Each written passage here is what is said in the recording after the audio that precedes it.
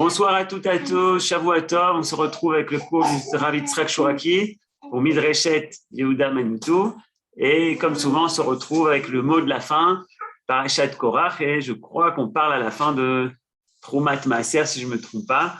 Rav Shuraki, vous pouvez ouvrir votre micro. Et je vous remercie pour le magnifique cours que vous avez donné, émission radiophonique sur les Juifs Sfarad. C'était passionnant et j'espère qu'il y aura un deuxième volet. Alors, Erev Tov à tout le monde. En effet, comme vous l'avez dit, la paracha de Korach se termine sur l'affaire des Trumot et des Maasrot, les différents prélèvements qu'on doit donner au Kohen, au Lévi, ce que le Lévi lui-même doit donner au Kohen, donc la Trouma, le Maaser, la Trouma du Maaser.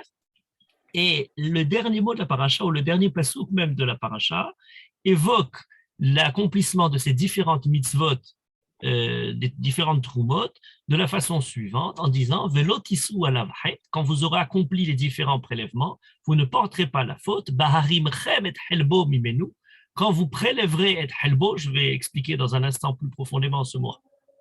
Helbo, quand vous aurez prélevé les différents prélèvements, « Et kodche bene Israël » vous ne serez pas punis pour n'avoir pas pris ces différents prélèvements. Voilà le maaser qui est donné par le Lévi, qui est donné au Lévi, qui est donné au Kohen, les Trumot. Et ce mot helbo porte à l'approfondissement pour la raison suivante, c'est qu'on nous parle des différentes manières de prélever ce qu'on doit prélever dans les récoltes. Et il est utilisé tout au long de ce paracha, pas simplement à la fin, mais un peu précédemment, dans le début, lorsqu'on nous dit « Kol helev yitzhar, vechol helev tirosh vedagat, reshita masher titenu lashem, lecha netatim » Il y a helev yitzhar, helev tirosh vedagan. Alors, c'est quoi ce helev yitzhar, helev tirosh vedagan? Yitzhar, on sait qu'il s'agit de l'huile, l'olivier. Le tiroche, c'est la vigne. Dagan, c'est les différentes céréales, les moissons. Et Helev dans tout ça, c'est quoi? C'est la meilleure part. Comme on a Helev, le côté le plus moelleux, onctueux, le plus gras, la meilleure part de vos récoltes, j'allais dire le côté gracieux de vos récoltes, eh bien vous l'offrirez gracieusement, grassement au Kohen et au Lévi. Et donc, la Torah utilise le mot Helbo, Helev, pour parler de ce prélèvement. Et il me semble que l'utilisation de ce Helev est pour nous extrêmement riche et féconde pour essayer de comprendre pas simplement les lois des Trumot et des Maasrot, mais de comprendre pourquoi la paracha de Korach se termine sur cette affaire des Trumot ou Maasrot, notamment pour une raison très simple, et c'est qu'on la connaît, je veux dire l'explication première, on nous dit, pourquoi est-ce qu'on finit la paracha de Korach sur les Trumot ou Maasrot? Pour nous dire, et ça Rashi le ramène le Midrash, voilà que Korach a remis en question la Kehuna, le rôle de Moshe, donc à l'intérieur de la tribu de Lévi, à l'intérieur de, qui est celui qui mérite d'être le Kohen, pourquoi Moshe et Aaron ont certaines prérogatives, privilèges, il semblerait, eh bien, la Torah dit, mais oui, pour justement le présenter, le Midrash ramène un Machal les Meler, un roi qui aurait donné un champ à son ami sans lui donner aucun contrat, sans lui donner aucune, quoi que ce soit de formel. Quelqu'un vient, remet en question cette propriété, et c'est à suite à cela que le roi dit, je vais maintenant inscrire au tabou, je vais inscrire de manière très claire que ça t'appartient. Puisque Korach a remis en question la Kehuna, a remis en question les droits particuliers du Kohen, on a à la fin de la paracha les lois qui concernent le Kohen pour bien montrer l'affirmation par Akadosh Baruch Hu de ces droits-là. Certains d'ailleurs rappellent le Midrash qui dit que même le rapport de Korach avec les différents prélèvements était lui-même dans l'affaire de Korach. Ce n'est pas simplement le sens de Korach qui est évoqué à la fin en parlant des droits des Kohanim et des Lévis, mais c'est dans l'affaire même de Korach. Le rabbin Ben Amozeg, dans son commentaire Em la Mikra, rappelle ce midrash-là, selon lequel Korach aurait inventé une histoire assez surprenante. Voilà, il y avait une veuve qui n'avait une almana qui n'avait qu'un petit lopin de terre, et vient le Cohen, et vient le Lévi, et viennent tous les différents prélèvements qui doivent être prélevés. Elle se rend compte que finalement, tout au long de sa récolte, on lui demande les CPA, les quêtes, Shira, elle arrive, on lui demande le Trumot, les Maasrot, Trumot Maaser, etc. Il ne lui reste rien. Elle se dit, je vais changer, vendre ce champ pour acheter du petit bétail, des petites brebis. Elle revend ces brebis, elle commence à les faire, elles arrivent à avoir la tonte et on leur dit, la Giza, le début, Reshita Gez, on doit donner la première tonte au Cohen. Elle dit, je vais faire la shrita, les parties intérieures de l'animal, certaines parties sont données au Lévi. En fait, toute la Torah n'est fait que d'un prélèvement qui exploite les malheureux. On ne peut pas raconter de plus façon erronée et inverse à l'esprit de la Torah, puisque tous ces prélèvements sont faits pour être donnés à ceux qui n'en ont pas, les Hanim, les Kohanim et les Lévim, qui n'ont pas justement de territoire. Cette histoire, d'ailleurs, est bien connue, et le rabbin Amozeg le rappelle, a été exporté du Midrash et du Talmud dans la civilisation occidentale, dans un des contes de Voltaire, assez connu, L'homme aux 40 écus, dans lequel Voltaire nous raconte la même chose. Voilà les prélèvements du pouvoir et il réfléchit sur les différentes façons de prélever autour d'une histoire aussi, inventée de toutes pièces que cette histoire de cet almanach qui reçoit de l'argent. Donc vous voyez que dans la façon même de raconter l'histoire et la façon même de ridiculiser les différents prélèvements de la Torah, et pour Voltaire, les Avdil, ceux qui sont prélevés par le roi, par le pouvoir, par le clergé, eh bien, il y a à l'intérieur même de ces choses-là 2 points. Premièrement, l'affaire de Korach est liée à cette idée de Trumot ou Masrot. Deuxièmement, une supercherie, puisque le sens même de ces prélèvements sont faits au contraire pour répondre aux besoins des plus démunis. On appelle ça les matnot aniyim. On est là pour aider la veuve et l'orphelin sur les choses évidentes de la Torah. Donc là, pour commencer, disons, les Masrot ne nous surprennent pas. Mais il y a malgré tout quelque chose de particulier, et ça, c'est ce qui est évoqué par le Midrash, et qui est de façon extrêmement étonnante lié à notre paracha, parce qu'on n'a pas l'habitude d'approcher Korach de cette façon-là. Le Midrash nous dit, qu'est-ce qu'a fait Korach? Comment est la pensée de Korach? Autour de quoi Korach s'est mis à se révolter? Et là, il fait remarquer un point qu'on connaît bien, mais qu'on n'accentue pas, le nom même de Korach. Korach est appelé Korach ben Yitzhar, ben Kehat, ben Lévi. Le père de Korach est appelé Yitzhar. On le prend d'habitude simplement comme étant un nom, le nom du père de Korach, le nom Yitzhar. Mais le Midrash ne dit pas ça. Le Midrash nous cherche dans le nom du père de Korach le sens de la révolte de Korach. Et il nous dit la chose suivante, Ben Midbar Rabbah, le Midrash Rabbah sur notre paracha, Amar Rabbi Lévi, Lama halak Korach al Moshe. Pourquoi est-ce que Korach, sur quelle base, quel était l'argumentaire de Korach pour se révolter contre Moshe? Il a dit, Ani beno shel Yitzhar. Je suis le fils de Yitzhar, pas pris dans le sens du nom propre, mais au contraire du nom commun. Yitzhar, c'est l'huile, je suis le fils justement de ce qui est l'huile. Or, tout le monde sait, comme il est écrit dans la Torah, que Yitzhar Recha, Kol Helev Yitzhar, on le lit à la fin de la paracha. Donc, le Midrash fait un lien entre la fin de la paracha et l'affaire de Korach, ce Helev Yitzhar par lequel on termine la paracha. Et il nous dit la chose suivante, Yitzhar a dit, mais l'huile, quand elle est toujours au-dessus de l'eau. Donc, il est normal que moi, je me mette au-dessus des autres. Il a comme de manière infuse, par la naissance, le droit à s'élever au-dessus des autres. Et alors, le Midrash ne le dit pas, mais on pourrait rajouter, pour approfondir le Midrash, et certains des Baalei Tosafot, indépendamment de ce Midrash, développent ça à propos de Moshe.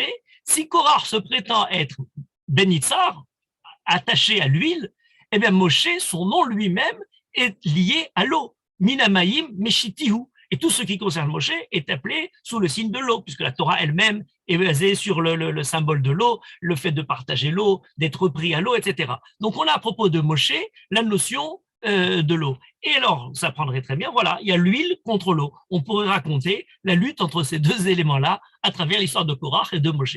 Mais à chaque fois que le Midrash évoque pour nous ce genre d'image, de métaphore qui est prise pour essayer d'expliquer un problème, c'est très fécond parce que ça nous permet d'envisager à partir de là tout un tas de retombées du problème de Korach sur les sens, les différentes manières qui sont symbolisées par l'eau, l'huile et le rapport entre l'un et l'autre. Mais ça ne s'arrête pas là. Alors, Première idée du Midrash, Ben Yitzhar, Yitzhar, Yitzhar, on l'apprendrait du mot Yitzhar qu'il y a lui. Deuxième argument de Korach, il dit, mais il y a plus que ça. Parce qu'on voit apparaître cette idée de Yitzhar dans le Navi, à propos de la prophétie de Zecharia. Alors, le prophète Zecharia est un prophète assez particulier parce que d'entre tous les prophètes, c'est l'un de ceux qui a des prophéties les plus surréalistes possibles, des choses absolument incroyables, des visions où parfois on n'est plus dans le côté complètement concret. Alors là, il y en a une de ces visions de Zecharia qui est liée à la Ménorah, et il voit une Ménorah avec des deux côtés de la Ménorah, deux branches d'olivier. D'ailleurs, c'est une Ménorah assez particulière parce que c'est une Ménorah auto-alimentée par l'olivier. Les oliviers eux-mêmes ont les olives qui se concassent, forment de l'huile, alimentent la Ménorah comme jamais c'était quelque chose qui se faisait de façon naturelle. Mais en tout cas, dans l'image, dans la vision de Zecharia, il y a la Ménorah au centre et il y a Shené Bene Yitzhar. Et il dit, c'est quoi ces Shené Bene Yitzhar? C'est deux branches d'olivier qui sont présentes dans l'huile. Et l'explication qui nous est donnée, c'est les deux représentants de l'autorité qui reçoivent leur autorité par l'huile, par l'onction de l'huile. D'un côté, le Kohen Gadol, de l'autre côté, le Meler, le roi. Voilà, Aharon à Kohen d'un côté, David à Meler de l'autre côté, qui ont été oints par l'huile, la Meshicha à travers l'huile. C'est très intéressant. Donc, on a maintenant Korach, d'une part, qui se prétend être rattaché à l'huile, Ben Yitzhar. Oui, mais on a aussi Shené Ben Yitzhar en positif. L'image de l'huile est très intéressante. Si Moshe, c'est l'eau, mais on a aussi beaucoup avec cette idée de l'huile, puisqu'on a les deux. Mais quel est l'argument de Korach? Il dit, regardez, ces deux ont été oints par l'huile, le Kohen, Aaron et le roi David, mais moi, je n'avais pas besoin d'être oint, puisque je suis né dans l'huile.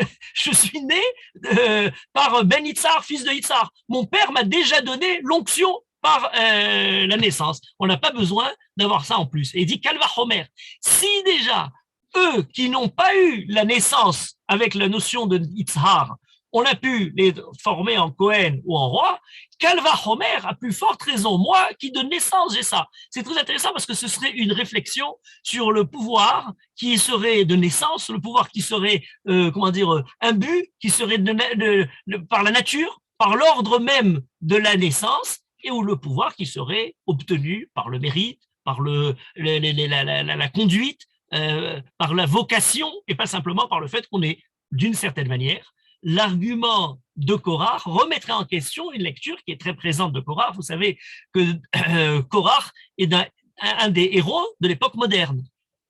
Pour quelle raison? Pour une raison très simple, c'est que Kol ha'eda kulam kedoshim, tout le monde et tout le peuple est saint, on n'a pas besoin d'avoir certains Madou titnaseu al ke'al Hashem, d'avoir différents droits, privilèges. Eh bien, effectivement, depuis la Révolution, on a aboli les privilèges, on a aboli ces droits de naissance. On est là pour nous dire, effectivement, l'âme, la sensibilité moderne ne peut que s'identifier à Korach. Et pourquoi Korach n'aurait pas raison? Voilà déjà la supercherie qui est mise en évidence dans ce midrash. En nous disant, mais au contraire, ce que vient prétendre Korach, c'est que lui, il mérite plus que les autres. Il prétend, tout le monde est égaux, mais il y en a qui sont un peu plus égaux que d'autres. Et tous sont égaux, mais il y a ceux qui sont par la naissance, Ben Yitzhar, ceux qui ont le sang particulier, ceux qui ont une ascendance qui les anoblit par leur propre naissance et non pas par leur propre conduite. N'oublions pas que Aaron, qui reçoit la Kehuna, est le symbole même de celui qui a mis de côté son droit de naissance, puisqu'il était l'aîné et qui a accepté de voir Moshe passer avant lui. C'est le symbole même des frères qui s'aiment, qui s'entendent et qui, au contraire, ne créent pas une rivalité comme on en a connu tout au long du livre de Bereshit. Donc, Aaron est le symbole même, justement, de l'inverse de cette idée de naissance par laquelle on aurait tout accepté. Aaron, par son dévouement à remplir la volonté d'Akadosh Baruch Hu, à servir pour Moshe l'épée de celui qui va parler pour Moshe et celui qui mérite la Keuna. L'idée de mérite est très présente, de la même manière que pour David Améler.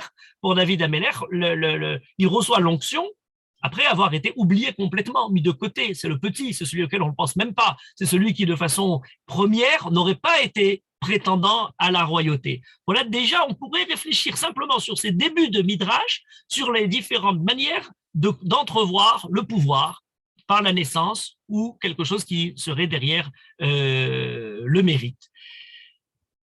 D'ailleurs, suivant une autre lecture, il ne s'agirait pas simplement les Bnei Yitzhar de Aaron et David Améler, mais il serait rattaché lui-même à l'affaire de Korah en disant Shnei Bnei Yitzhar, ce serait Moshe et Aaron, puisqu'on a à propos de Moshe et Aaron aussi Moshe qui sert un peu comme un Kohen avant de passer la main à Aaron. Ce qui est très intéressant aussi, avant de continuer plus loin, c'est que les Midrash utilisent deux midot Torah nidreshet ben, la Gezerah Shava, Yitzhar, on utilise le même mot, ou le Kal Vachomer, le raisonnement a fortiori, si déjà Aaron et David, qui n'avaient pas de naissance, ont reçu la Meshira, ont pu avoir l'onction, Kal Vachomer a plus forte raison, moi. Or, ces deux notions-là, et on pourrait relire toutes les choses, ce serait midot, je dis entre parenthèses, il faudrait faire une longue développement pour tout ça, vers une lecture pas simplement des règles de logique ou des règles d'étude de la Torah, des Shloshei Sremidot, mais à travers les Shloshei Sremidot, il y aurait une réflexion peut-être sociale et politique. Par exemple, Yitzhar, est-ce que la Gezerah Shava, est-ce qu'il y a véritablement une identité entre les différents mots, entre les différents passages? Est-ce que si on entrevoit cette Gezerah Shava entre le mot Yitzhar, le père de Korah, et Yitzhar, pour parler de l'huile, de la récolte de l'olive qui va permettre de créer, utiliser à propos des Maasrot, est-ce qu'il y a identité, est-ce qu'il y a égalité? Est-ce qu'on peut entrevoir la société sous le mode de la Gezerah Shava? Ou peut-être on entreverrait la société sous le mode du Kal Vachomer. Kal Vachomer, il y en a qui sont un peu plus légers que d'autres. Il y en a qui sont Hamourim, il y en a qui ont plus d'autorité, il y en a qui sont plus Kalim, il y en a pour lesquels on peut les balayer plus facilement.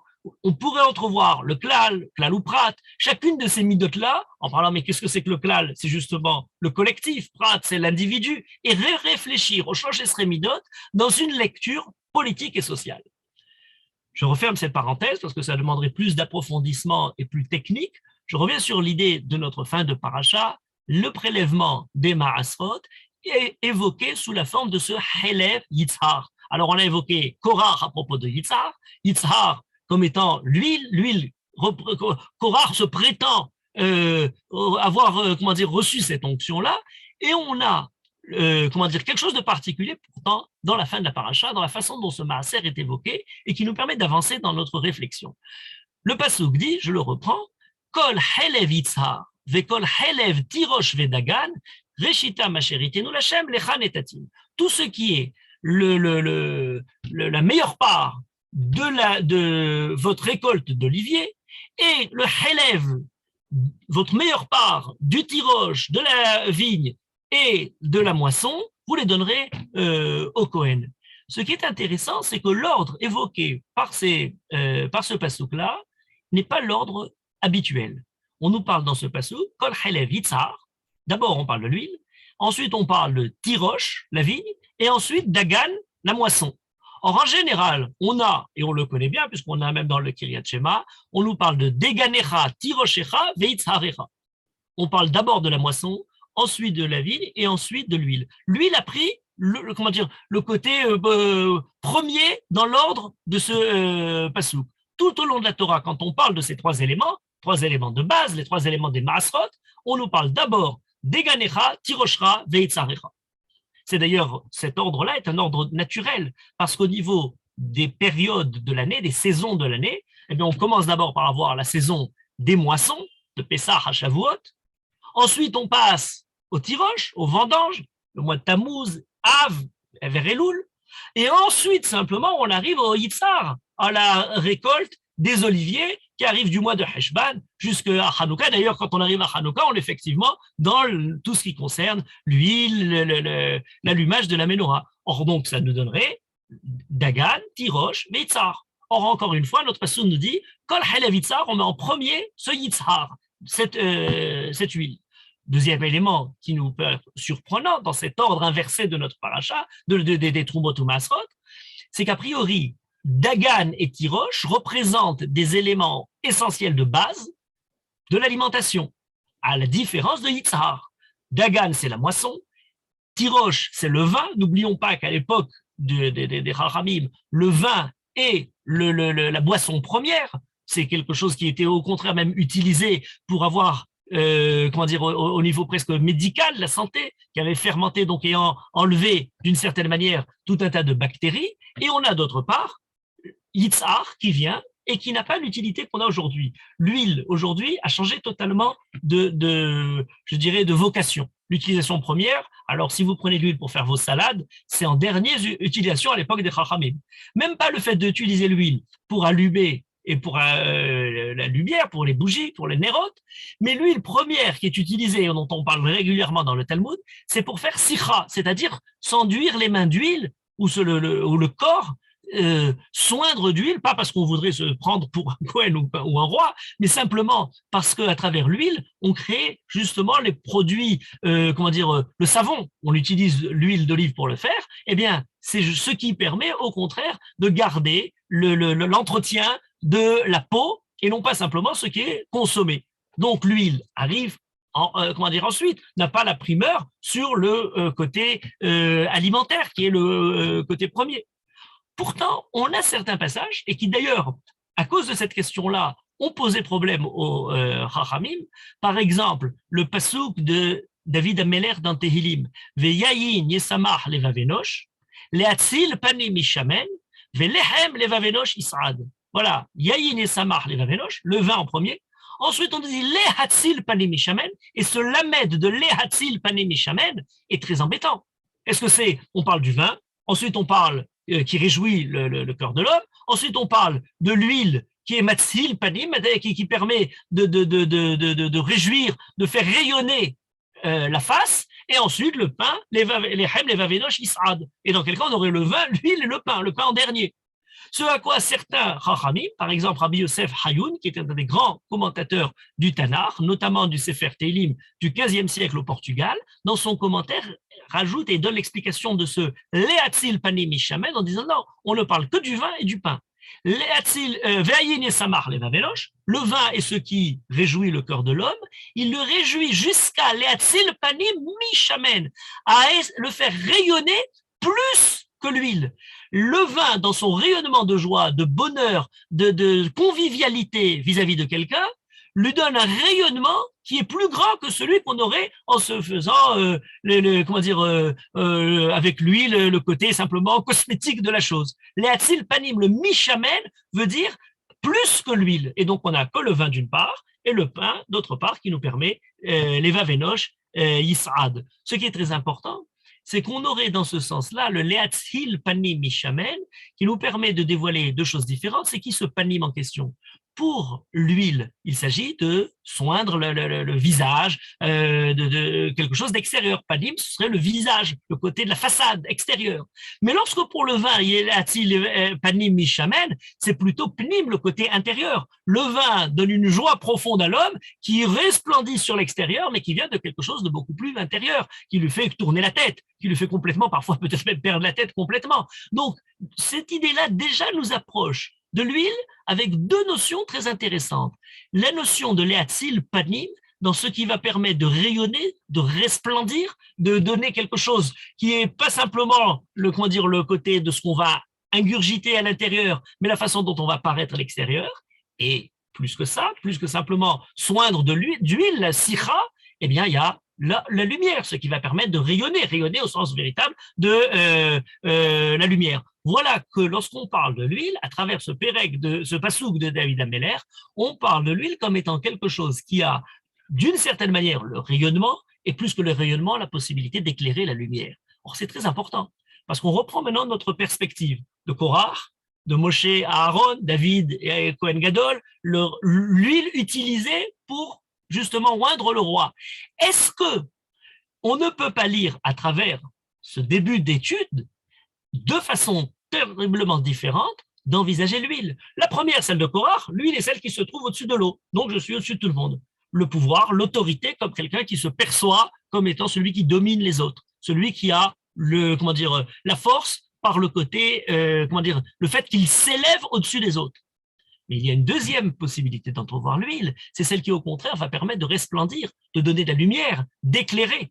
Et ce qui nous fait distinguer, et ça a été longuement développé, pas simplement du point de vue de la Torah, mais d'une manière générale, on parle dans la Torah, Avdut ani noten bachem. Je vous donne, en parlant du roi, en parlant du leadership, je vous donne au contraire un service, un sacerdoce, quelque chose qui est là pour servir et pas simplement qui est là pour essayer de recevoir les différents privilèges, ce qu'on appellerait aujourd'hui servant leadership. Un leadership qui est là mis au service de ceux qu'il est censé diriger. Remarquez que dans cette perspective-là, on a aussi quelque chose de très important, ce serait l'image même de la Ménorah.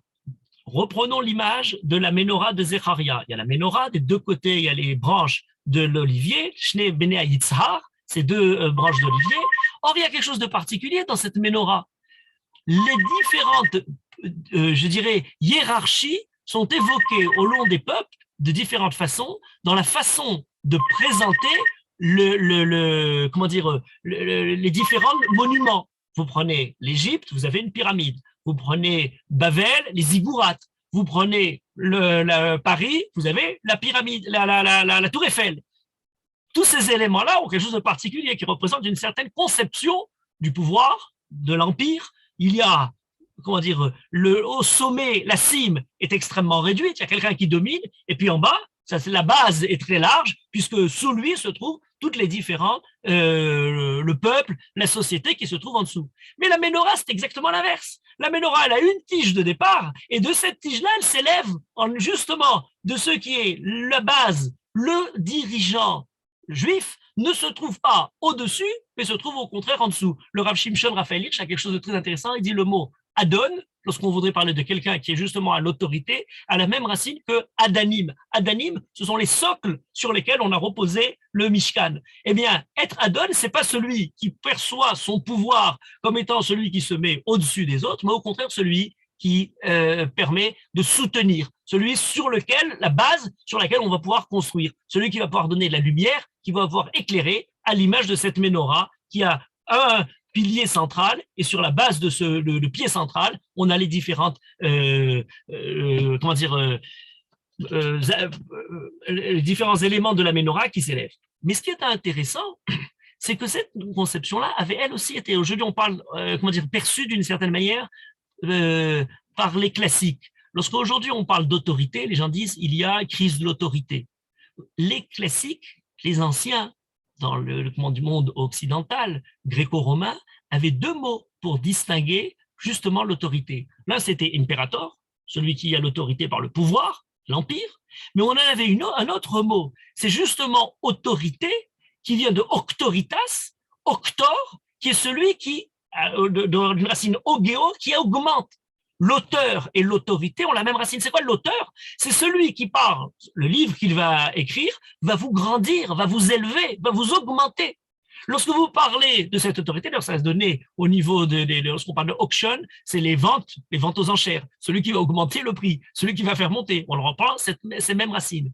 On parlait d'autorité, et s'il y a crise d'autorité, c'est peut-être qu'on ne perçoit plus l'autorité comme ce qui va permettre de grandir ceux qui sont sous l'autorité, mais au contraire, on va les élever sur l'autorité. Si après avoir rencontré le leadership, vous n'avez pas été grandi, eh bien, c'est qu'il y a un problème, il y a effectivement une crise du leadership. Et ce point est encore plus intéressant, je dirais, pour un autre aspect, c'est que vouloir essayer d'obtenir l'autorité en éliminant le service, et on retombe sur l'idée des Kohanim et des Matnot Kehuna, pour Korach, pourquoi est-ce que Moshe il présente Moshe comme si c'était ce qu'il prélevait pour lui-même.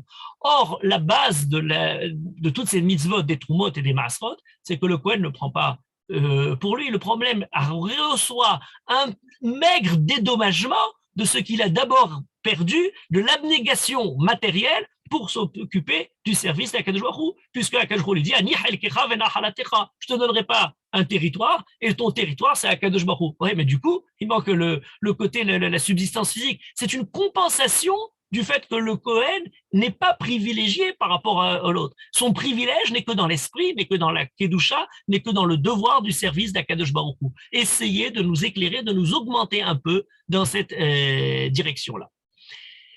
Mais il faudrait rajouter encore un point. Et d'ailleurs, ce point-là est évoqué très longuement dans notre fin de paracha lorsqu'on compare le Kohen au Lévi. le Lévi et le Kohen n'ont pas le même statut lorsqu'on compare justement leur rôle dans le rapport de l'homme à Akadosh Baruch Hu. Pour le Lévi, la raison pour laquelle il reçoit ces prélèvements, le Maaser, Helef avodato be'ohel moed. Helef, c'est en contrepartie du travail du Lévi au Ohel Moed, de tout ce qu'il fait, de tout le service du Lévi. Comme si jamais le Lévi était le représentant du Ram Israël, et en tant que représentant, on paye un peu notre dette pour celui qui fait le travail un peu à notre place. On n'a pas pu se déplacer pour le faire, on ne peut pas s'occuper de ça de manière continue. Eh bien, le Lévi, étant donné qu'il s'en occupe, reçoit, à travers les différents prélèvements, un peu de tout ça. Pour le Kohen, c'est quelque chose d'autre. On nous parle de Kol Halev Itzar, etc. Et on nous dit tous ces prélèvements, Asher Itenu Lachem, Lechan Etatim. Ce sont des prélèvements qui sont à Kadosh Baruch Hu, et à Kadosh Baruch Hu les donne le Kohen, comme si le Kohen était en fait le représentant d'Akadosh Baruch Hu, était celui qui est payé par Akadosh Baruch Hu. Vous voyez que c'est deux choses différentes. Le Lévi vient du peuple juif, c'est celui qui est représentant du peuple juif, et le Kohen, d'une certaine manière, est celui qui est représentant d'Akadosh Baruch Hu. Et les deux ensemble coopèrent pour pouvoir apporter la bracha dans le monde. Donc voilà une première lecture de l'huile, de la lumière apportée par l'huile, à laquelle je rajouterai encore un élément. Vous avez peut-être remarqué que beaucoup de mots en hébreu qui sont liés à la lumière se terminent par cette fin de tsohar, le har, j'allais dire presque le har Sinaï pour parler de la lumière de la Torah, mais dans le sens le plus simple. Je vous donne ces exemples-là avant d'arriver à Tsohar. Et chacun donne une nuance particulière à rapporter à la lumière. On a le mot bahir, baheret, qui a donné d'ailleurs les avhir, pour parler de quelque chose qui a été éclairé. Baheret, c'est lorsqu'il y a quelque chose, une lésion qui est plus claire que l'autre par rapport au fond, le contraste est plus fort. Ce qui a donné d'ailleurs les bahour, d'avoir bahir, quelque chose de clair. Lorsqu'on voudrait parler de clair, pour parler de quelque chose qui se comprend clairement, de quelque chose qui s'entend de façon très éclairée. Voilà, bête avec le har en fin de mot.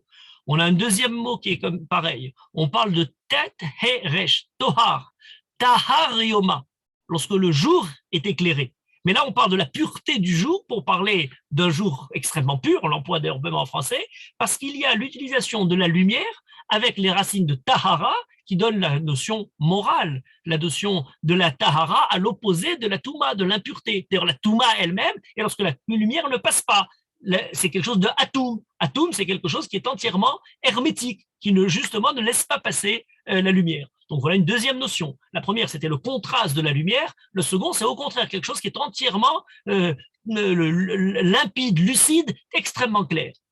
On a un troisième mot, toujours avec cette racine, zohar. Zohar Arakia, pour parler de la lumière, la brillance des étoiles dans le ciel. Zohar Arakia, qui est Kochavim Barakia. C'est la lumière qui nous arrive de très loin et qui éclaire malgré l'obscurité de la nuit. Voilà l'idée du Zohar. Et d'ailleurs, c'est ce qui a donné ensuite le Zohar pour parler dans le côté secret de la connaissance de la Kabbalah, la lumière qui éclaire dans les zones les plus secrètes, les plus cachées. Voilà la Kabbalah. Encore une fois, la lumière avec cette racine de Zohar.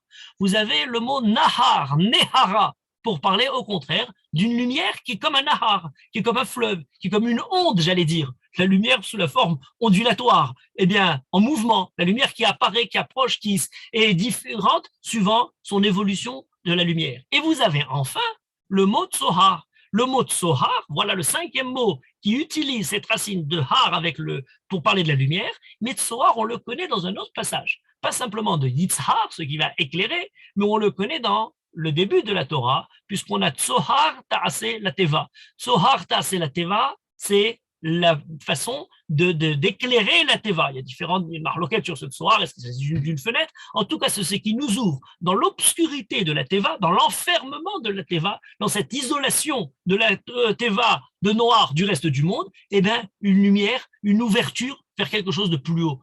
La lumière perçue comme l'ouverture, comme quelque chose qui nous permet d'arriver à plus haut.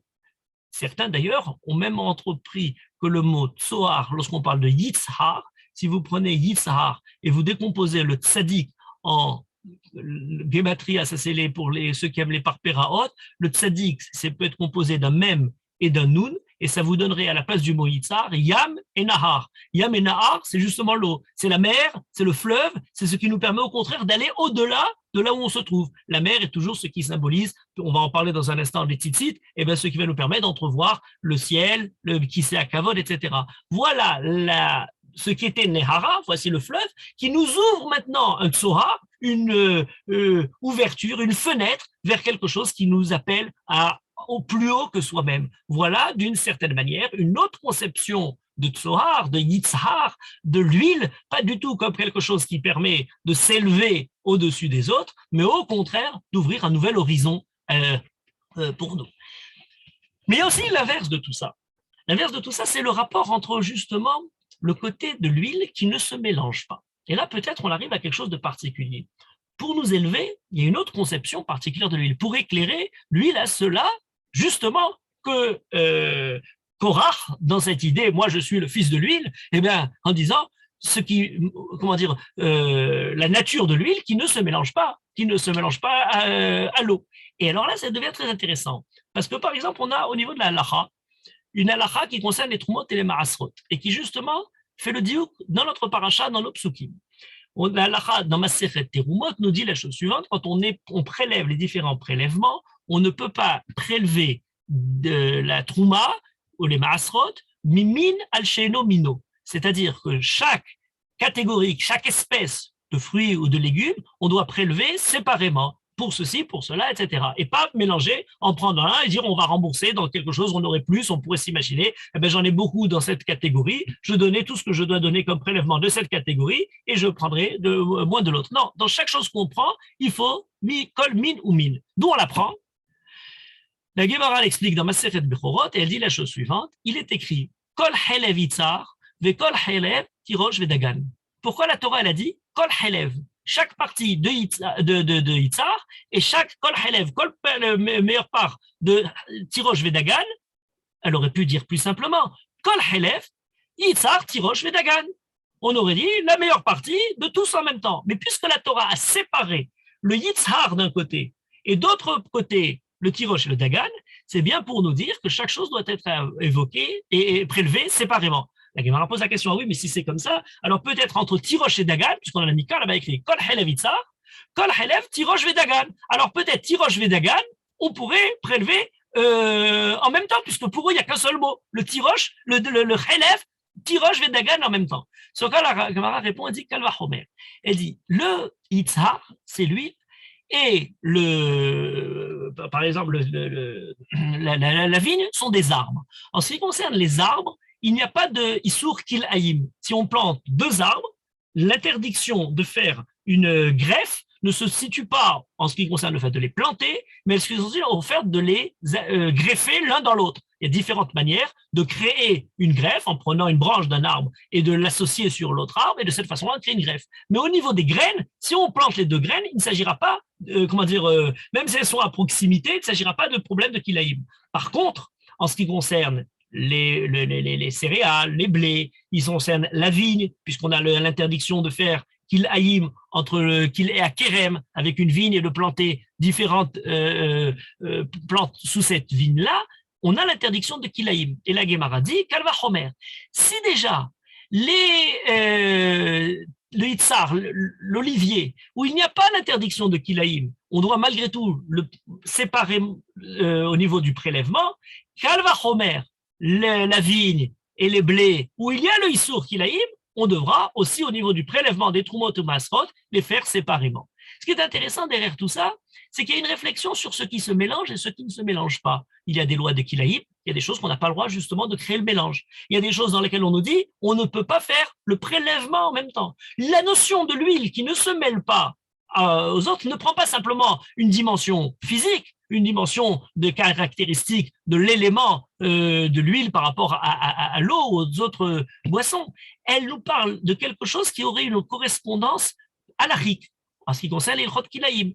Le pasouk lui-même ne le mélange pas. Kol Helev Yitzhar, ve Kol Helev Tirosh Vedagan. On ne le mélange pas. Et de là, on apprendrait que même au niveau des Maasrot, on prend d'un même élément quelque chose, donc il y avait un mélange au départ, puisqu'on a maintenant notre olivier, on va prendre une partie qui était mélangée dans l'olive, uniquement pour l'olive, et on va la séparer. Toute l'idée du prélèvement, toute l'idée des troumotes et des maasrot, c'est justement de distinguer une partie de l'ensemble de la récolte, de l'ensemble des produits qu'on a obtenus dans les travaux des champs, et pour le donner au Kohen et au Lévi. Donc on joue sur les notions extrêmement importantes qui sont liées autour de ce qui se mélange, ce qui ne se mélange pas, ce qui est inégal, ce qui est distingué. Or, c'est tous les sujets qui sont évoqués à propos de l'affaire de Korach, puisqu'il s'agit de passer de ces notions-là, pas simplement dans le domaine physique, pas simplement dans le domaine halachique, mais aussi au niveau politique, au niveau du pouvoir, au niveau de la société. Remarquez encore un point important, je parlais tout à l'heure de ce mot « chelev » pour parler de la meilleure part du chelev qui est prélevé. Or, le mot « chelev », et c'est toujours un indice très intéressant au niveau de l'étude, peut être étudié à travers la façon dont le Targum Onkelos traduit lorsque la Torah utilise ce mot « chelev ». Or, dans le Targum Onkelos, on a 3 traductions différentes selon les passages de ce mot « chelev ». Il est parfois traduit « tarba ». Tarba, vous entendez dans le mot tarba le lachon rav, ribouille. C'est ce qui est abondant pour parler de la graisse qui est dans un animal, de la graisse qui doit être séparée de la viande. Lorsqu'on parle de shuman, de helev, et bien la traduction de ce helev dans la Torah est traduite par Onkelos, tarba. Tarba, c'est le moment où l'animal devient un peu gras et, engraissé, on utilise ça. Ça, c'est le côté premier, le premier sens de la graisse, de ce qui est gras. Deuxième sens, il est employé lorsqu'on voudrait parler de quelque chose de bon. Par exemple, lorsqu'il est écrit, lorsque Paro dit aux frères d'aller ramener Yaakov en Égypte, une fois que Yosef s'est révélé à eux, ils sont rencontrés, il dit de ramener, il dit venez, vous installez en Égypte, ve'ichlu et helev haaretz, et venez manger. Alors il ne s'agit pas de la graisse de la terre, le Targum Onkelos traduit ça, tous les bienfaits de la terre. C'est ce qui est au contraire, positif, ce qui est une abondance de la terre. Et c'est d'ailleurs le mot qui est traduit pour parler de Kol Helev Itzar. Kol Helev Itzar, l'abondance de vos récoltes de l'olive. Vous avez du Helev. Il ne s'agit pas de graisse, il ne s'agit pas de l'animal avec toutes ces différentes graisses, il s'agit au contraire de quelque chose de positif. Mais il y a encore une troisième traduction. Et ça, c'est traduit dans notre paracha 2 fois différemment. Lorsqu'on nous dit vous prélèverez, Kol Helev Itzar. Tout ce que vous avez comme abondance de la terre, vous prélèverez, et il était traduit, tout va arrêter. Mais lorsqu'il est écrit ensuite, lorsque vous aurez prélevé et helbo, le Targum Onkelos traduit différemment. Et il traduit cette fois-ci, choufré, yat choufré. Vous prélèverez, et cette fois-ci, c'est plus simplement l'abondance de votre terre, c'est plus simplement les bienfaits de la terre, mais c'est au contraire le mieux. Choufré, c'est la chose la plus belle. C'est-à-dire que vous devrez prélever, là on apprend, on doit prélever pour donner au Kohen, pour donner aux Lévi, pour donner aux pauvres, aux indigents, et bien on doit leur donner les meilleurs morceaux. On ne va pas leur donner ce qui est au contraire abîmé, ce qui est pourri, ce qui n'a pas bien réussi. On doit donner les meilleurs morceaux pour la mitzvah. La mitzvah appelle à nous, choufrer, à donner les meilleures parties. Vous voyez que le mot helev a lui différentes notions en fonction de s'il s'agit alors des graisses. On ne les veut pas, on va les couper, on les interdit, on les enlève, on parle de quelque chose au contraire de noble on lui a enlevé toutes ces graisses-là. S'il est trop gras, c'est pas bon. Et on parle ensuite des bienfaits de la terre, et ensuite on nous parle au contraire de ce qui est de mieux. Comment évoluer à travers ce Helev Itzar, à travers cette mitzvah des Maasrot, à travers la mitzvah des Trumot, au moment où on prélève une part de notre champ pour prendre de ce qui nous appartient, de ce qui aurait pu nous permettre de gagner pour nous, notre plaisir personnel, le donner pour le Kohen, le donner pour le Lévi, c'est essayer de faire passer notre vie quotidienne, notre vie, je dirais, banale, routinière, à quelque chose qui nous élève vers quelque chose de plus grand que nous. Et c'est là qu'on arrive peut-être à la réflexion la plus profonde en ce qui concerne justement le problème de l'affaire de Korach, entrevue sous le regard de cette image de l'huile, de l'eau, de ces mélanges, de ces différences, d'inégalité, de supériorité. Alors, reprenons la phrase de Korach. La phrase de Korach, essentielle, cette phrase dans laquelle je disais tout à l'heure, tous les modernes se retrouvent, qui séduit l'esprit égalitaire, elle dit la chose suivante, Kol ha'eda kulam kedoshim. Et cette phrase-là est une phrase quasiment intraduisible. Pourtant, on a l'impression de connaître tous les mots. Kol ha'eda kulam kedoshim. Tout le monde est saint, toute l'assemblée d'Israël est sainte. Oui, mais ce n'est pas ce qu'il y a écrit. Il est écrit quelque chose qui est absolument inacceptable au niveau de la grammaire. Kol ha'ida kulam kedoshim. On aurait dû dire soit Kol ha'ida kula kedosha, soit kulam kedoshim. Mais pourquoi ce Kol ha'ida kulam kedoshim? Pourquoi ce pluriel de kulam kedoshim lorsqu'on a parlé de Kol ha'ida? Et plus profondément que ça, comment peut-on dire kulam kedoshim lorsque la notion même de kedusha est la notion de distinction et la notion de séparation? On ne peut pas être kulam kedoshim sans quoi on ne serait pas kadosh.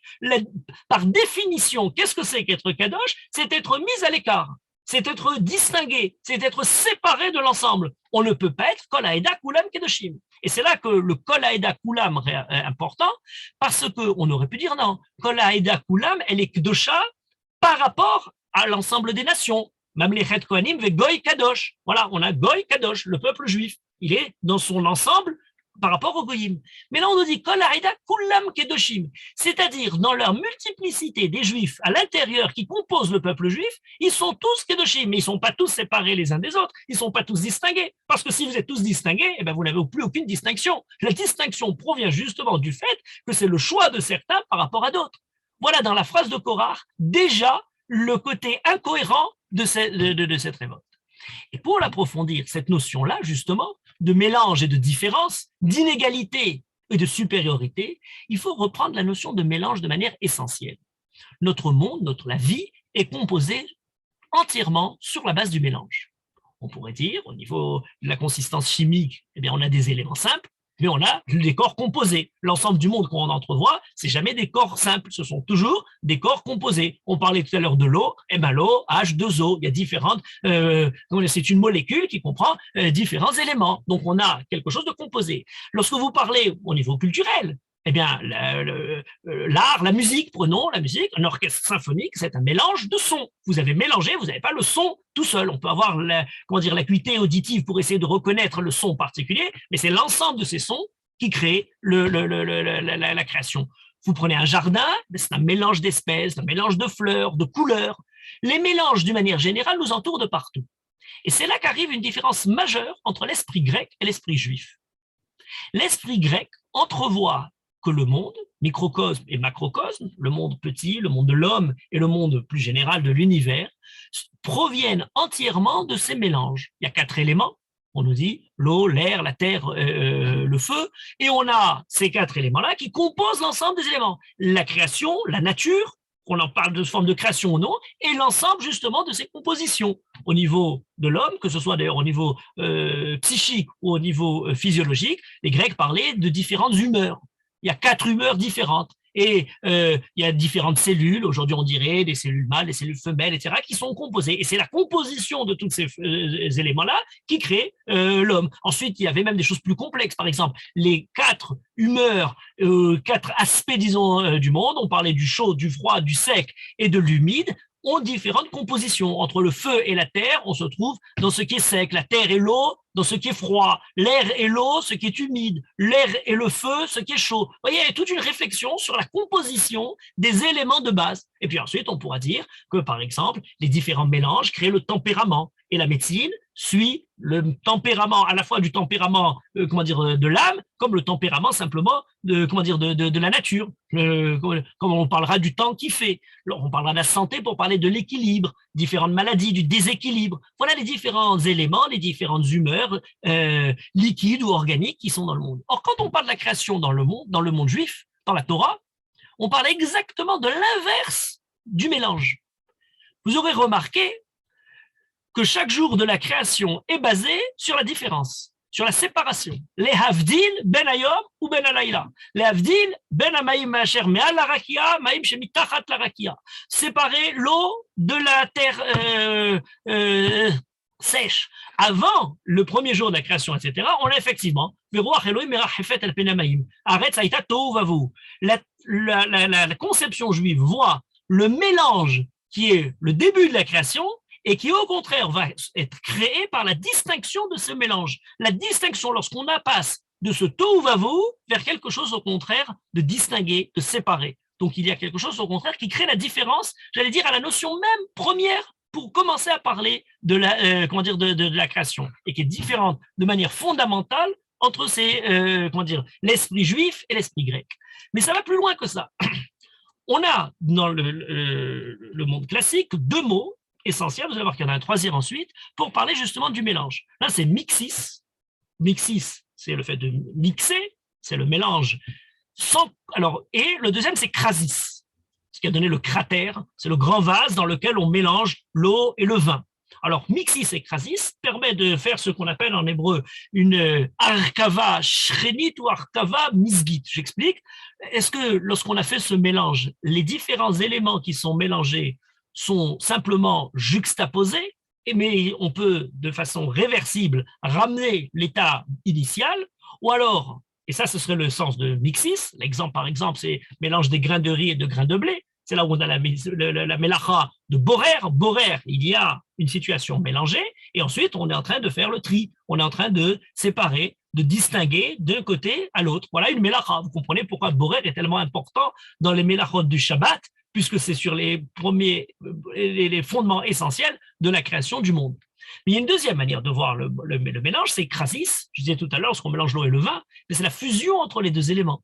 Les substances qui se sont rencontrées, qui se sont mélangées, deviennent indivisibles. La goutte de vin qui est tombée à la mer, c'est irréversible. Elle s'est complètement fondue, mélangée à la mer.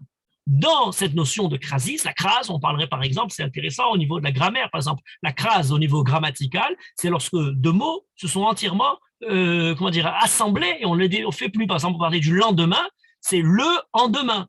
Mais le en demain est devenu lendemain. Le amour, l'amour, on a fait quelque chose qui est associé. Mamie, pour parler de mon ami, ma amie. Bon, tous ces mots-là sont des mots dans lesquels on a finalement fait une crase au niveau grammaire.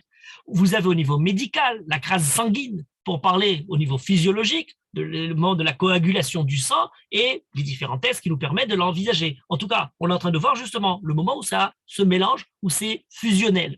On est aujourd'hui dans une époque où tout doit être fusionnel. Tout ce qui est là pour faire une différence, tout ce qui est pour essayer de faire une distinction est tout de suite taxé d'inégalité, de quelque chose qui va à l'encontre de la grande messe universelle autour de l'égalité entre tout le monde. Tout est égal, tout est mélangé, on est dans la grande crase. Je ne voulais pas dire autre chose. En tout cas, il y a un troisième mot, c'est la génération. La génération, c'est très intéressant. La génération, génésis, c'est lorsque c'est associé à un mélange particulier, mais qui va créer quelque chose de nouveau. Alors, prenez l'homme et la femme. L'homme et la femme ont justement le mélange qui va créer finalement une nouvelle vie, mais ils restent en même temps indépendants. C'est quelque chose d'assez intéressant comme phénomène. On a quelque chose qui va créer justement le mélange, qui va créer le côté, nouveau, qui va prendre un peu et du père et de la mère, mais les deux éléments premiers restent malgré tout indépendants. Et ça, c'est quelque chose qui nous permet de progresser. Pourquoi ?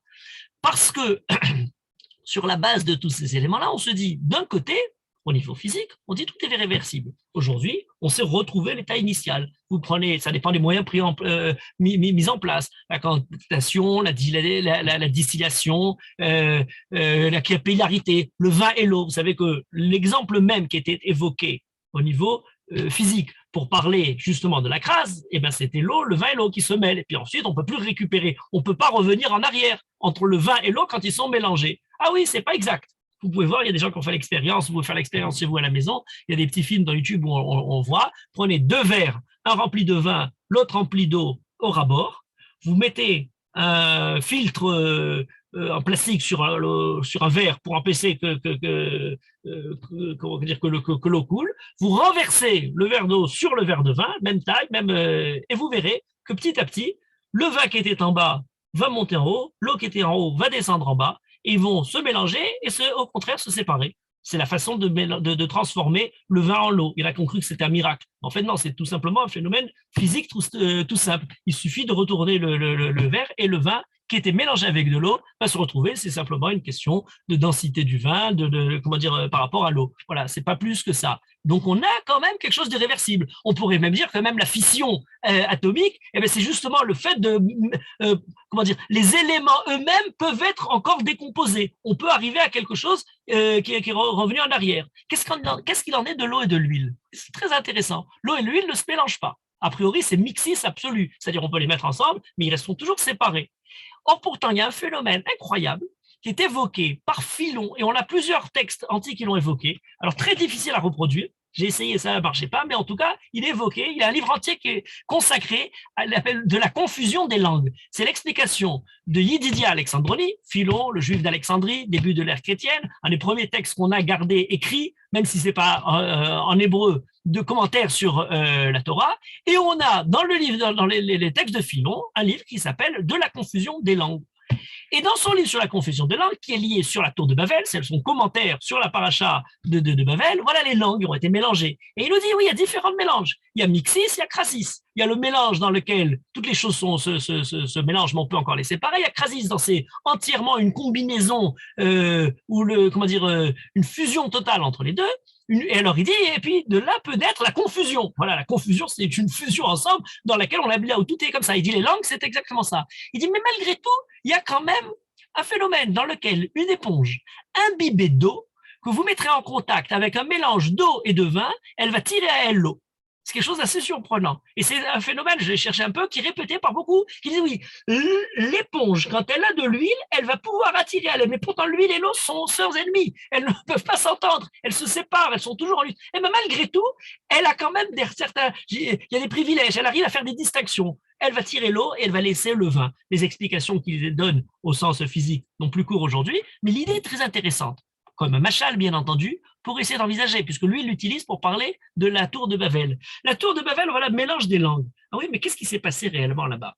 Alors, on pourrait l'envisager de différentes façons. On pourrait dire tout simplement, la tour de Babel, eh bien, ils avaient une seule langue, et puis finalement, ils se sont mis à parler différentes langues. Ils se sont séparés dans leur langue. Ils se sont mis tout d'un coup à ne plus se comprendre. Donc, au contraire, il n'y avait pas... Est-ce que c'est une idée de distinction, de séparation, ou c'est une question de Babel? On utilise le mot de Bilboul, de Bala Lachem, Sefat Kola. Arrête, Akajrou a mélangé. C'est au contraire, Navela Sham Sefatam, dit le Passou. Akajrou dit, je vais mélanger, je ne vais pas distinguer, je ne vais pas séparer. Voilà quelque chose de très intéressant.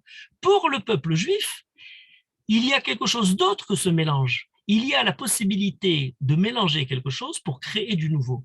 Pour les peuples, lorsqu'on parle justement de ce mélange, eh bien, il y a tout d'un coup la distinction des peuples. Les peuples se sont, de ces langues mélangées, chaque peuple en tire une partie et sont complètement séparés. Pour le peuple juif, il y a quelque chose de très fort dans le mélange. Un exemple très simple, eh bien, l'image qui est ramenée, c'est l'image justement de la récolte. Vous prenez la graine, vous la mettez dans la terre, et puis finalement, du mélange de la graine et de la terre, vous allez obtenir quelque chose de nouveau, c'est le fruit, c'est la naissance, et voilà, Génésis qui revient à nouveau. C'est le moment dans lequel il y a quelque chose qui, après avoir semé, ensemencé la terre pour essayer de sortir quelque chose de nouveau. Le mélange a été productif, le mélange a été fructueux. Et il se reste malgré tout séparé de ces choses-là. Alors, est-ce qu'il faut lutter contre le mélange? Est-ce qu'il faut essayer de retrouver justement quelque chose où il y a d'indifférence, quelque chose dans lequel il y a justement plus de mélange? Prenez un exemple très simple au niveau hygiénique. La vie est faite de mélange. Si vous vous lavez trop les mains, si vous avez trop une obsession pour la propreté, vous avez des mains accès, c'est-à-dire où il n'y a plus aucun corps étranger, plus de virus, plus de bactéries, ben ça devient un centre d'attraction pour tous les virus et toutes les bactéries. Il faut garder un certain nombre de bactéries. Il ne faut pas faire trop justement de propreté. Vous avez le corps, vous avez des milliards de cellules qui sont recouvertes de centaines de milliards de bactéries qui sont elles-mêmes recouvertes de milliards de virus. Et oui, mais alors finalement, le corps, c'est ce mélange de cellules, de bactéries, de virus. C'est ça ce qu'on appelle la vie. Mais dans tout ça, il y a quelque chose de particulier. C'est comment on va pouvoir utiliser ce mélange pour créer quelque chose de nouveau. Voilà, le bien et le mal sont donnés à l'homme, et on dit à l'homme, Bechol derachecha darehu. Dans tous tes chemins, dans toutes tes caractéristiques, dans toutes tes qualités, connais Akadosh Baruch Hu. Dans le mélange du caractère, dans tout le mélange du tempérament, comment servir Akadosh Baruch Hu à travers ça, comment grandir à travers ce mélange-là. Voilà différents dirigeants, voilà le problème politique, voilà le problème du pouvoir, Yitro, etc. Est-ce qu'ils sont mêlés à la société? Est-ce qu'ils sont là dans une vision fusionnelle, égalitaire? On est dans ce grand enthousiasme moderne? Ou au contraire, parce qu'ils ont gardé de l'huile cette distinction, ils permettent de provoquer, de créer quelque chose de nouveau, de quelque chose de plus grand. Alors là, il y a une explication des Mekoubalim très intéressante qui a été reprise en plus et développée par les Baalei Hasidut et qui dit les lettres de Korah. Les lettres de Korah, c'est le Kouf, le Resh et le Het. Le Kouf, le Resh et le Het ont cela en commun qu'ils sont trois déformations du He. Le hé, c'est le rapport de l'homme à Akadosh Baruch Hu. C'est parfois la lettre qu'on utilise même pour parler d'Akadosh Baruch Hu. Le hé est interprété. Alors, il y a des origines déjà, anciennes chez les Mekoubalim Kadmonim, mais qui sont ensuite beaucoup développées dans la Chassidoute. On dit le hé. Alors, le haut du hé, ça représente la Mahashava. Le pied du hé qui est collé au haut, c'est la parole, et le petit pied, c'est l'action. L'action n'arrive jamais véritablement à arriver jusqu'en haut du hé, elle n'arrive pas vraiment à compléter. Il y a toujours une distance dans le hé. Cette distance-là fait qu'on aspire toute notre vie à essayer de se rapprocher de l'idéal voulu. On est dans cette attente, dans certains ont dit d'ailleurs, le dalet qui est formé par la mahashava et le dibour est comme une porte ouverte vers quelque chose d'autre. Ce qui est dans le pied du hé, c'est comme un vav, qui est un petit vav qui essaierait de rattacher, comme le vav, le clou qui raccroche, le vav à chibour, le bas du haut, mais il reste toujours une petite fenêtre, il reste toujours quelque chose qui n'est pas véritablement collé. Oui, mais il y a des déformations du hé. Alors, les différentes déviations du hé, c'est le resh, par exemple. Le resh, c'est comme le hé, mais il manque le pied. Quel est le premier argument? Il manque le petit. Ce pied-là est interprété. C'est le premier argument de Korach. L'argument de Korach, c'est de dire la chose suivante. Une maison qui a que des livres, est-ce qu'on a besoin de lui rajouter la mezouza? Elle a que des livres, elle a toute la mahashava parfaite, elle a toute la parole, l'étude de la Torah parfaite. Est-ce qu'on a besoin encore de lui rajouter une mezouza? La mezouza, c'est le petit morceau du hé qui est en bas. Le petit morceau du hé qu'on rajoute, c'est la mezouza. On tombe sur le resh. On n'a pas besoin de la mezouza. La halakha nous dit, même une maison pleine de livres, on a besoin encore de la mezouza. La mezouza n'est pas là pour nous apporter une information qui n'est pas dans le livre, elle est là pour nous apporter au moment du passage justement de cette maison vers l'extérieur, quelque chose auquel on s'accroche, quelque chose qui est le linteau au moment du passage, quelque chose qui va garder la présence d'Akadosh Baruch Hu à ce moment-là. Ensuite, il y a une deuxième lettre, ça c'est le resh. Le hé, il peut être aussi déformé d'une autre manière, c'est lorsque le bas du hé, le petit morceau du hé, il descend trop bas. Ça fait plus un hé, ça fait un kouf. Le kouf, c'est le kof, c'est le singe. Lorsque vous prenez trop racine dans le monde matériel, vous arrivez dans les plus basses profondeurs du monde matériel. Le monde matériel, lui aussi, est totalement positif. Ça, c'est le deuxième argument de Korach, lorsqu'il nous parle de, au contraire, talit shekula techelet. On n'a pas besoin d'un fil conducteur pour nous amener à travers le techelet, la mer, le ciel, qui c'est à Kavod, vers les niveaux, comme un fil qui nous rapproche vers les niveaux les plus élevés. Le monde entier est déjà metoukan, le monde entier est déjà parfait. On est tous des gens techelet, on est tous des gens bien bas. On a ce lien du techelet, ce monde-là, il a donné l'assurance dans les plus bas étiages du monde à avoir il reste malgré tout la différence entre le hé et le haut du hé. On ne touche toujours pas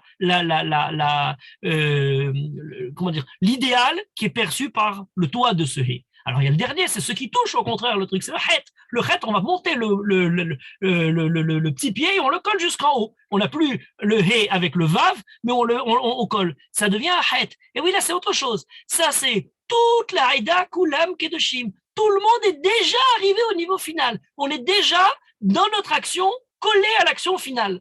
Voilà, d'une certaine manière, le point qui blesse, c'est qu'on n'a plus à ce moment-là, justement, tout le désir de l'ascension, tout le sentiment de s'élever, le sentiment de faire l'effort permanent pour essayer d'atteindre ce qui nous est encore inaccessible, parce que c'est quelque chose d'infini, c'est l'esprit qu'Akadosh Baruch Hu a transmis à l'intérieur de la Torah et qui n'est pas présent pour nous dans la manière continue. Remarquez quelque chose d'essentiel. Je disais tout à l'heure que Korach est très moderne. Il est très moderne pour une raison essentielle, c'est qu'il remet en question peut-être tous les points qui, au niveau de l'éducation, Korach, c'est un des plus grands réformateurs d'éducation, sur le système de l'éducation. On pourrait le lire de manière très actuelle.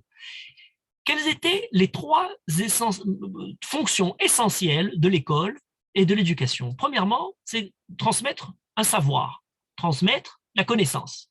Deuxièmement, c'était de former au niveau social, ou former pas simplement dans les relations humaines, mais aussi au niveau d'une profession, d'obtenir à travers ça ce par quoi on peut avoir un métier. Et troisièmement, c'est l'éducation. C'est pas simplement le côté social, le côté de la profession ou le côté de la connaissance, c'est le fait aussi d'avoir d'éducation, d'obtenir le derech eretz, la morale, la conduite, d'être quelqu'un de bien.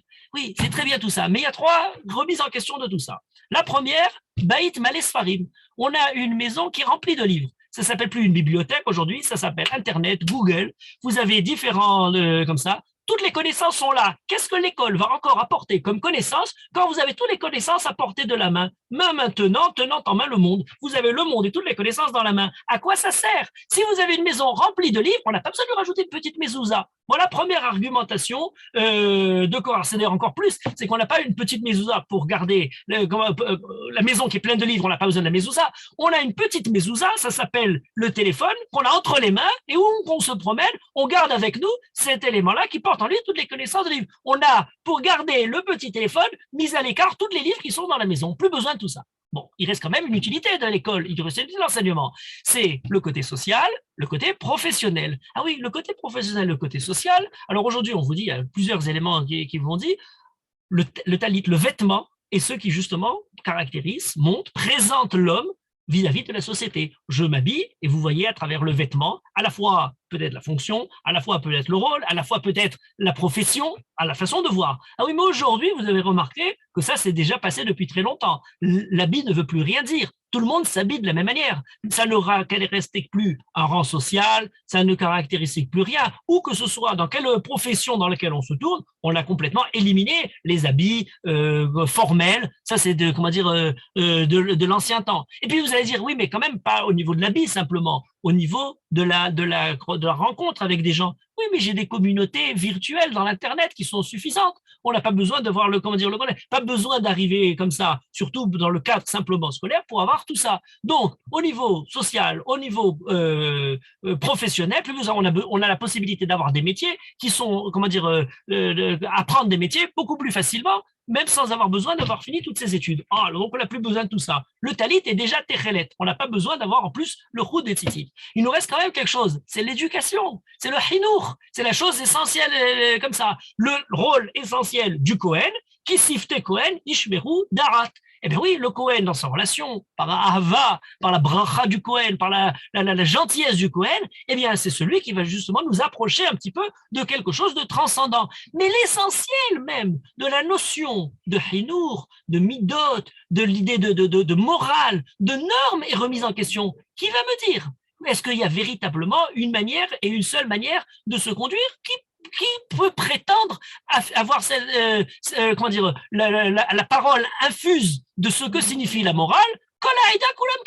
On a tous la manière, chacun a sa manière, sa propre petite morale, et c'est pas quelqu'un qui va nous la donner vis-à-vis des autres. Voilà les trois éléments de Korach. Voilà les trois éléments qui remettent en question notre essentiel, les Hamisha Chumshe Torah, le rapport de l'homme à Akash Baruch Hu. On tombe sur le Kof, on tombe sur le Resh, on tombe sur le Het, on tombe d'une manière ou d'une autre, que ce soit par le Talit Shekul Trelet, par la maison qui est pleine de Sfarim, ou par le Kolaelda Kulam Kedoshim, il n'y a pas besoin d'avoir de Kohanim, on retombe sur le problème de l'égalité. Sauf que ce que l'on prétend et ce qu'on affirme et ce dont on a besoin de dire, le côté, la crise est justement là, c'est que Reshit Chochma Yirat Hashem. On peut avoir tous les livres dans sa maison, on a encore besoin d'une mezouza pour se rappeler d'Akadosh Baruch Hu. On a peut-être toutes les connaissances à portée de main, mais est-ce qu'on a encore l'essence même de la voix d'Akadosh Baruch Hu qui est la Kabbalat Ol Malchut Shamaim?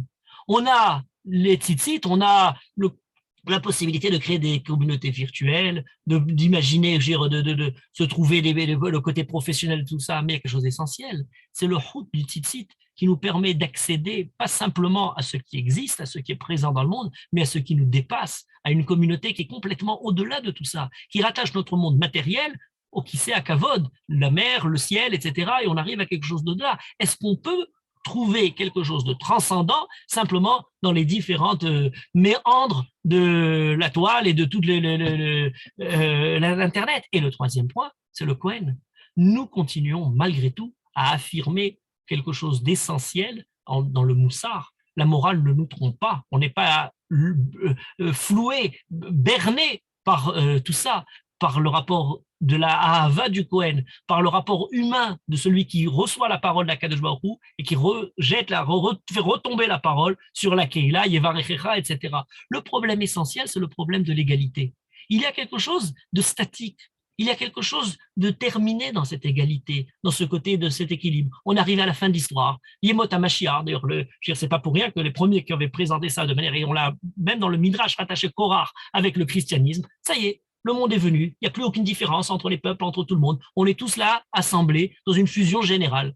Mais non, c'est par l'inégalité qu'on aspire à plus haut que soi-même. C'est par la différence qu'on arrive au contraire à créer quelque chose de plus qui nous élève au-delà de là où on se trouve. C'est par la lutte justement contre l'exploitation de l'inégalité d'une part et contre l'utilisation de cette inégalité pour justement s'élever à Akadosh Baruch Hu, l'exploitation de l'inégalité pour pouvoir retirer des privilèges, des bénéfices, le côté narcissique, le côté égoïste de dire ben moi je vais m'élever au-dessus de tout le monde pour pouvoir récupérer, ça c'est le premier aspect, mais l'utilisation pour aspirer à s'élever au-delà du monde, ça s'appelle tikkun olam. La keuna n'est pas pour devenir Kohen, on ne peut pas devenir Kohen, mais on aspire à travers le Kohen à plus que soi-même. Parfois, je dirais même à plus que le Kohen. Et je terminerai par cette dernière phrase qui est merveilleuse, qui est le centre même de toute l'idée de la Torah, où on nous dit, mais même le Kohen, Gadol, s'il n'a pas étudié la Torah, s'il n'a pas la conduite morale adéquate, il passe après le Mamzer Talmid Hacham, le Mamzer qui est là dans le côté le plus bas au niveau de la société,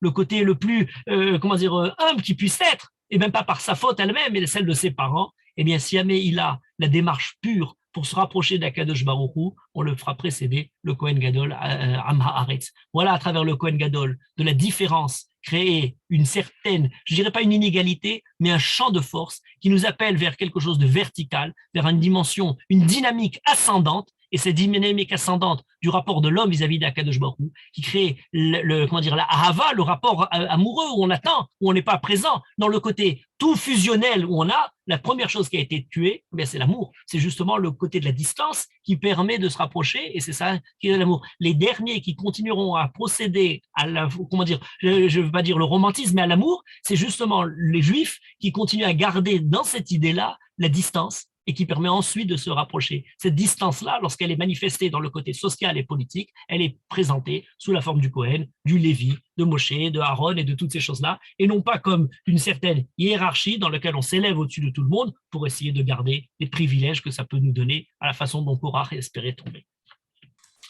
Merci beaucoup, Toda Rabba Rav Shoraki. Je lis le commentaire.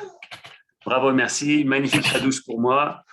Que l'interprétation du nom de Korach en rapport avec la lettre E, c'est ce que nous écrit Julien. S'il y a maintenant quelqu'un qui veut intervenir, poser une question, c'est le moment.